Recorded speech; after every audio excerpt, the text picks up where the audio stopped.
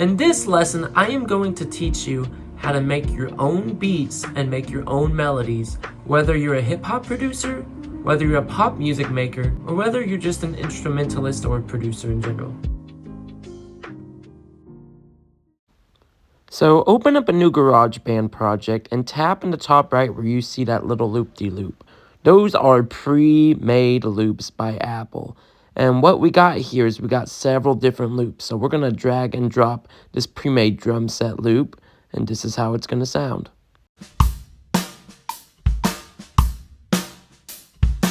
So the idea here is that we're going to be using pre-made loops that are already provided by Apple and the GarageBand software to make an instrumental.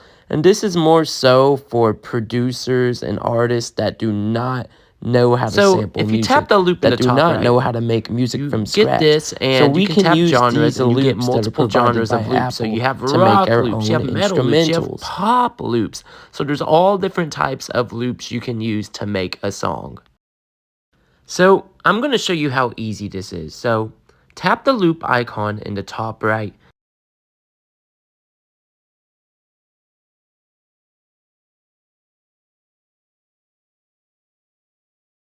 And just choose a loop and drag it. So we're going to show you how easy this is. Since we already have a drum set, we're going to drag a guitar track onto here. And watch how this sounds after we drag a guitar track on here.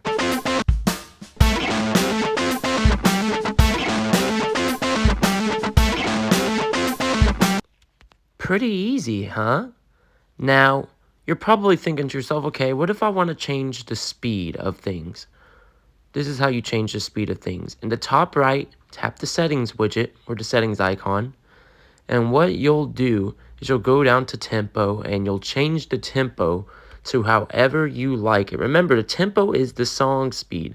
So whenever you change the tempo, it's going to affect everything. So for example,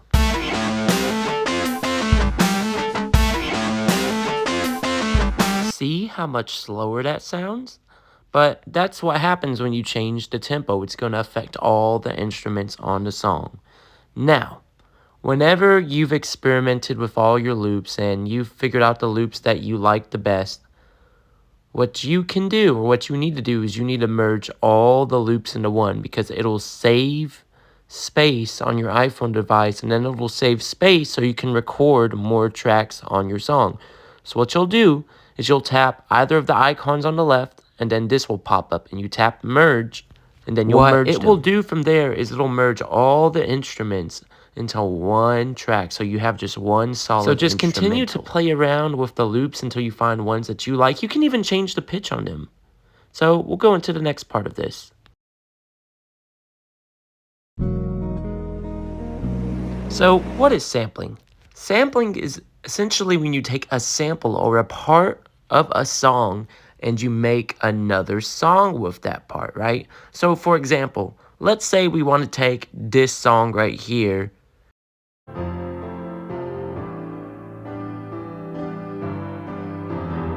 and we want to turn it into a rap beat. You're going to hit share on that video, hit copy link, and then find any YouTube to MP3 website. The website on your iPhone web browser actually called and put it in there, MP3. And this is actually how you can download music for free on your iPhone. So you'll paste the link in there and then you'll hit convert.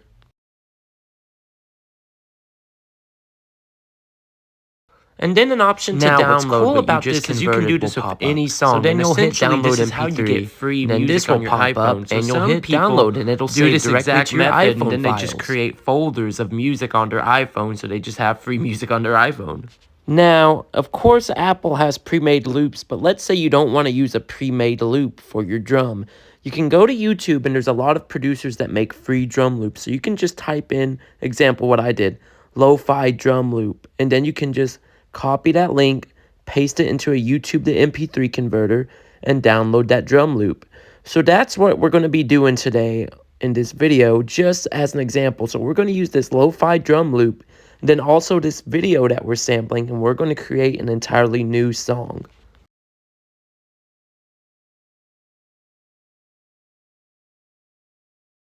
So open up your GarageBand and start a new project, and tap in the top right where the loops are. Then the loops are going to go up and tap Files. And what you're going to do from there is this is going to pop up. Now you're going to tap Browse Items from the Files app, and you're going to find that lo-fi drum loop you just downloaded. Then you're going to tap it, and then it's going to pop up right here, and then you're going to drag it onto the track. And boom, there's that lo-fi drum loop that we just downloaded.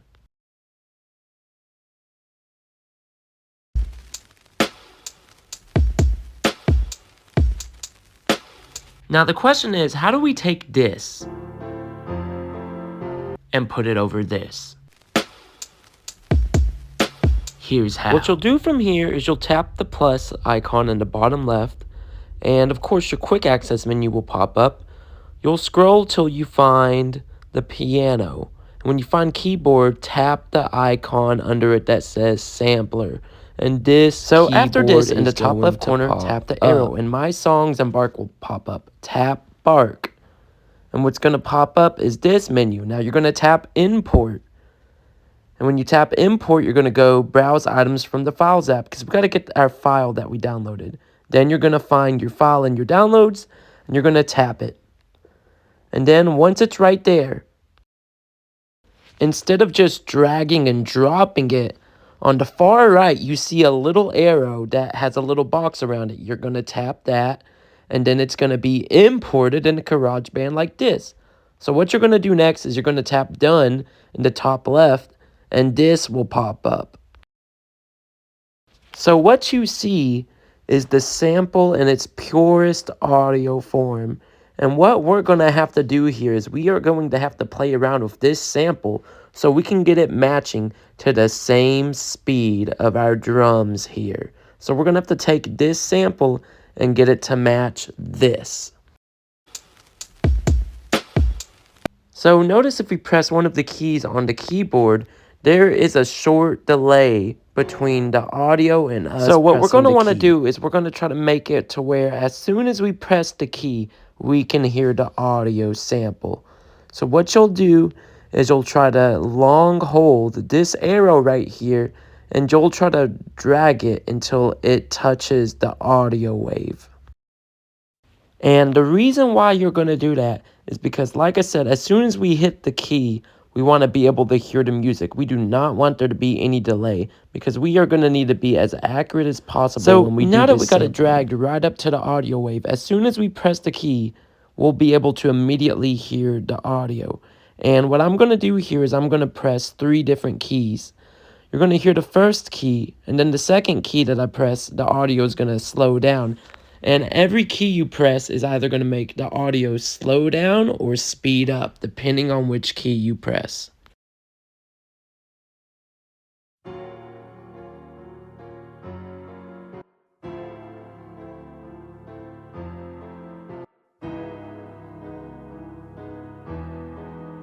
Now remember, our goal is to take this melody and try to slow it down or make it match the speed of the drums that I showed you earlier. So this is where it's going to take a lot of patience, but if you stick with me on this, so at the very top, you will become a master that little time slider. You're going to drag it all the way back to 1, and you're going to hit play, and the drums are going to start playing, and the track is going to start playing.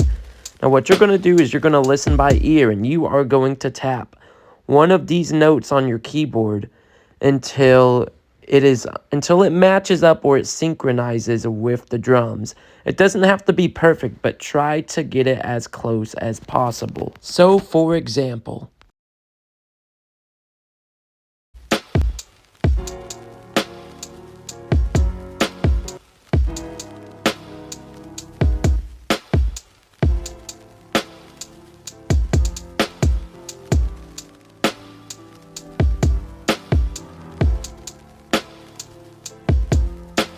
so we were able to deduce that this key right here slows down our sampled song enough to where because did you notice as I was pressing the different keys on the keyboard, we got the song to slow down to where it would synchronize with the drums.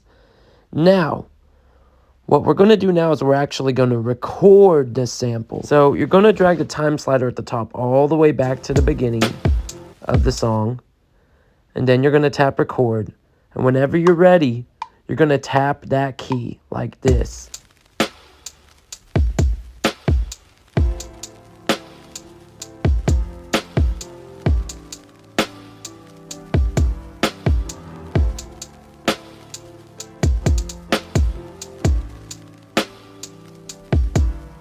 When you finally got what you want recorded, you're going to hit the stop button. Then you're going to hit the third icon from the top left. Then you're going to hit the piano icon that you just recorded your sample with on the left. Then you're going to tap merge, and you're going to merge it into itself. Then it's going to make this individual track. Now, we got our individual tracks here. We got our drum track right there, and then we got our sample track. And if you look closely, you see all of these mini audio waves. That's every time the drum hits. And you can see right here every piano chord in audio wave form. So that's a piano chord, that's a piano chord, that's a piano chord. And our goal here is we want to take these chords and match them up with the drum hits here. So what you're going to have to do is you're going to have to drag these and have them match the drum chord, right?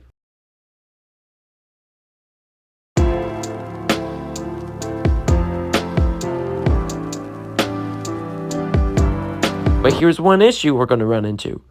Notice how at this piano chord is off sync with the drum chord. What you're going to do is you're going to double tap it, and then a feature called split's going to pop up. You're going to tap split. These scissors are going to pop up, and you're going to cut it down the middle, and then you're going to drag it.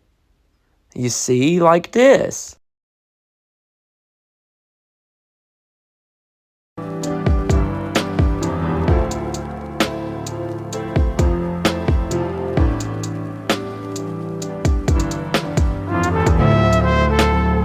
So that's essentially how you make a sampled instrumental.